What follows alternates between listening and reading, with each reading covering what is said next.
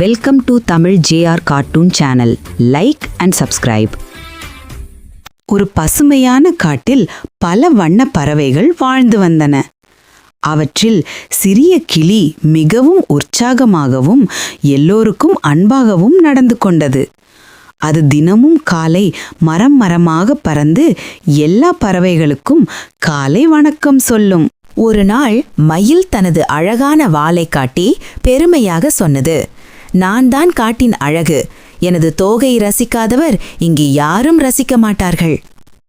வானம்பாடி மெதுவாக சிரித்து, மயிலே, அழகு முக்கியம்தான், ஆனால் மனமும் அழகாக இருக்கணும். அதற்கு கிளி சொன்னது, நாம் எல்லாம் ஒன்றாங்க இருந்தால்தான் இந்த காடே அழகா இருக்கும். அந்த சமயம் ஆந்தை மரத்தின் மேலிருந்து மெதுவாக சொன்னது, நீங்கள் பேசிக் கொண்டிருங்கள், ஆனால் இன்று வானம் இருண்டு இருக்கிறது. ஒரு பெரிய புயல் வரப்போகுது. புயல் தொடங்கியது. சில மணி நேரத்திலேயே வானம் கருமையாக மாறியது. மின்னல் மின்னி காற்று சத்தமாக வீசியது. மயிலுடனே பயந்தது. ஓ, என் இறகுகள் பறந்து விடுமோ என்று ஓடிக்கொண்டது. வானம்பாடி தனது சிறிய கூடு உடைந்து விடுமோ என்று கவலையுடன் அழுது கொண்டிருந்தது. ஆனால் கிளி தைரியமாக சொன்னது, பயம் வேண்டாம், நாம் ஒன்றாக இருந்தால் எதையும் சமாளிக்கலாம். காற்று கடுமையாக வீச வானம்பாடியின் கூடு மரத்திலிருந்து கீழே விழுந்தது. அதை கண்ட கிளி தன் உயிரை பொருட்படுத்தாமல் புயலுக்குள் பறந்தது. அது சிறிய வானம்பாடி குட்டிகளை ஒன்றொன்று சேர்த்து பாதுகாப்பாக பெரிய மரத்தின் ஓட்டைக்குள் வைத்தது. ஆந்தை அதை பார்த்து வியந்தது. இதுதான் உண்மையான தைரியம் என்றது ஆந்தை மெதுவாக. காற்று இன்னும் பலமாக வீசிக்கொண்டே இருந்தது. மயில் ஒரு மரத்தின் பின்னால் ஒளிந்து கொண்டு நடுங்கிக் கொண்டிருந்தது. அப்போது கிளி அதற்கு சென்று, மயிலே, வா, எல்லாரும் சேர்ந்து மரத்தின் ஓட்டைக்குள் போவோம், பயம் போய்விடும். மயில் தைரியம் சேர்த்து கிளியுடன் சென்றது. அனைத்து பறவைகளும் ஒன்றாக அங்கே அமர்ந்தன.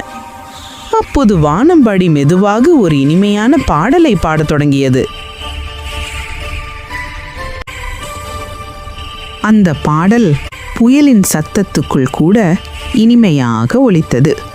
மெல்ல மெல்ல காற்று தணிந்தது.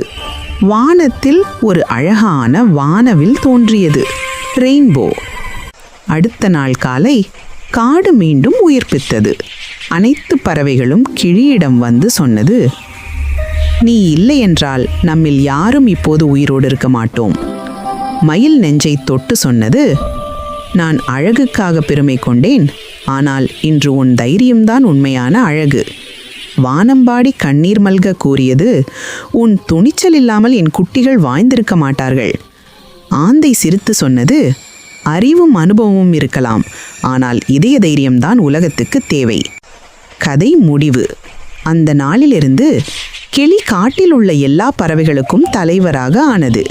அது எல்லாருக்கும் ஒரு பாடம் கற்றுக் கொடுத்தது.